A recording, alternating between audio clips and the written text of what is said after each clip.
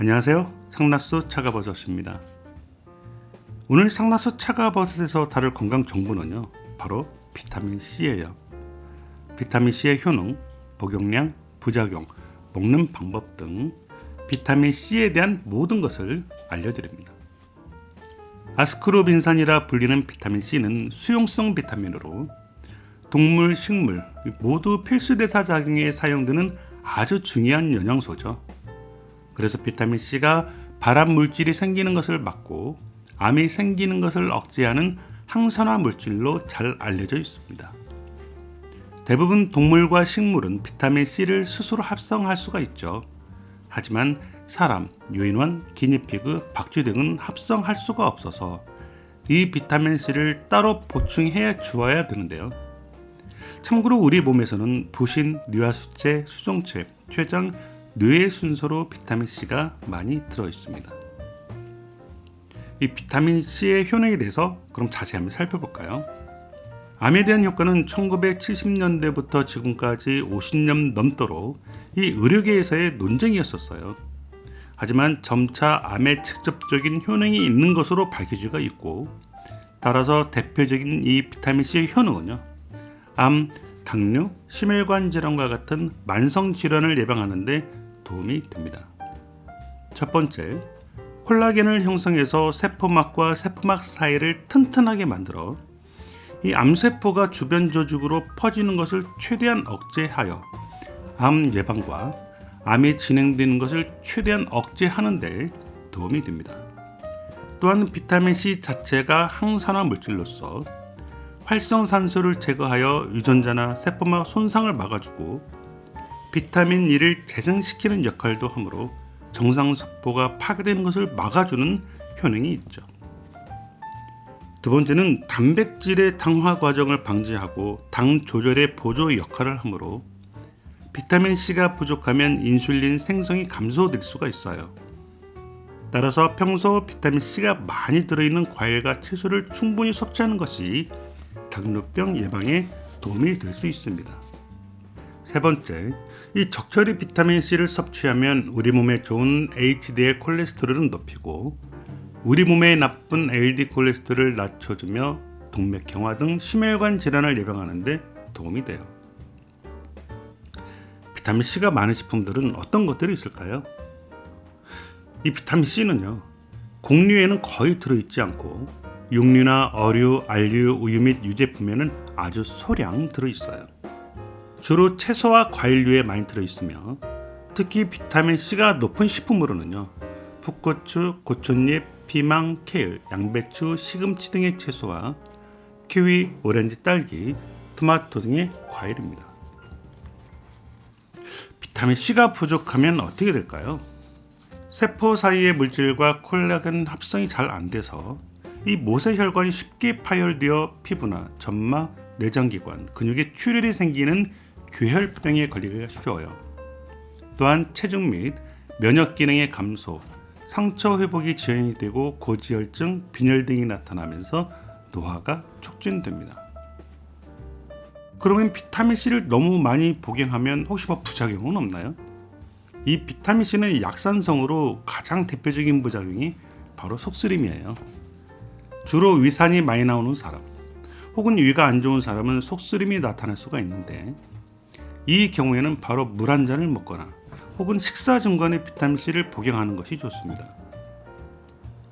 또한 비타민C가 수용성 물질이라서 많이 먹어도 우리 몸은 잘 처리해내지만 너무 많은 양을 섭취하게 되면 설사가 나타날 수가 있어요. 또한 일부에서는 신장결석이 생길 수도 있다는 보고가 있지만 사실 모든 사람이 신장결석이 생기는 것은 아니에요. 비타민C를 정말 많이 먹어도 신장결석이 전혀 없는 경우도 있으니까요. 그러면 하루 비타민C 권장 섭취량은 얼마인가요? 일반적으로 성인 기준 1을 100mg이 하루 권장량으로 알려져 있습니다. 그런데 정확히 알아야 될 점이 있어요. 많이 알려진 하루 권장량 100mg은요, 최대 혹은 적정량이 아니라 우리 몸이 필요로 하는 아주 최소한의 양입니다. 즉, 괴혈병이 생기지 않도록 최소한 섭취해야 한다는 양인 거죠. 현대인의 생활에서 여러 환경 오염, 스트레스, 흡연, 음주, 운동 부족 등으로 인해 건강이 많이 약해지는 상황에서는요, 보통 하루 2000mg, 즉 2g 정도가 적정 섭취량 혹은 복용량으로 보고 있는데, 가장 정확한 하루 복용량은요, 내 몸이 흡수할 수 있는 양, 이것이 가장 좋은 양입니다.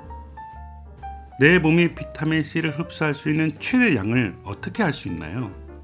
비타민C 부작용에서 잠깐 언급한 설사가 있었죠. 이 설사는요, 장내 한계성이란 설사로 장에서 흡수를 하고 흡수하지 못한 양을 물과 함께 대변으로 보낼 때 나타나는 설사입니다. 따라서 비타민C를 먹고 설사하기 직전 용량이 바로 내 몸이 흡수할 수 있는 최대 섭취량인 거죠. 평상시 건강한 분들은 하루 2000mg, 즉 2g 정도 비타민을 섭취해도 되지만, 질환이 있으신 분들, 특히 암 환자분들은 이 설사 나오기 직전까지의 양인 흡수량 최대치까지 드시는 것이 좋을 것으로 생각됩니다. 그럼 비타민C는 어떻게 먹어야 잘 먹는 걸까요? 첫 번째, 과일은 그 자체로도 달아요. 새콤달콤한 과일을 더 달게 하기 위해서 설탕을 뿌려서 드시는 적이 종종 있으시죠? 설탕은 우리 몸의 pH를 산성화하여 과일에 풍부한 비타민C 등의 영양소를 파괴하므로 되도록이면 설탕을 뿌려 먹지 않도록 하는 것이 좋습니다. 그럼 설탕이 아닌 다른 방법으로 과일의 단맛을 높일 수 있는 방법이 있을까요? 네, 수박의 단맛을 강하게 하고 싶다면 소금을 뿌려서 먹으면 단맛이 강해져요.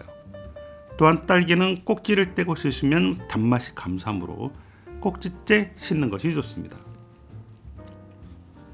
두 번째, 바이오플라보노이드가 들어있는 식품과 함께 드시는 것이 좋아요. 바이오플라보노이드는 모세 혈관의 침투성을 높여주어 이 혈관을 건강하게 하고 비타민C의 흡수를 도와준답니다.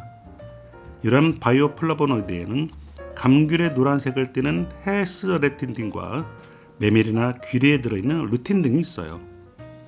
따라서 비타민C와 바이오플라보노이드가 함께 풍부하게 들어있는 식품인 귤, 레몬, 오렌지 등을 충분히 섭취하는 것이 좋습니다.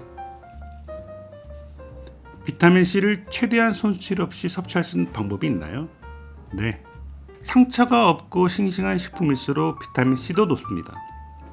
호박, 당근, 무, 오이 등 식품 자체 내에 비타민C 산화 효소를 가지고 있는 경우에는요, 저장 기간이 길어질수록 비타민C가 많이 파괴돼요.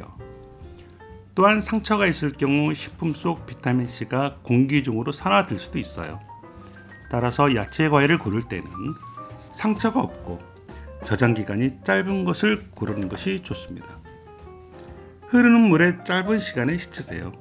비타민C는 물에 녹는 수용성 영양소로 물에 오래 담가서 씻을 경우 많이 파괴가 된답니다.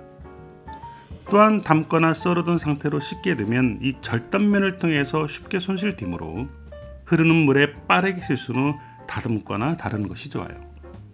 야채 과일을 자를 때 칼을 이용하면 이 금속과 접촉하면서 비타민C가 파괴가 일어날 수도 있어요.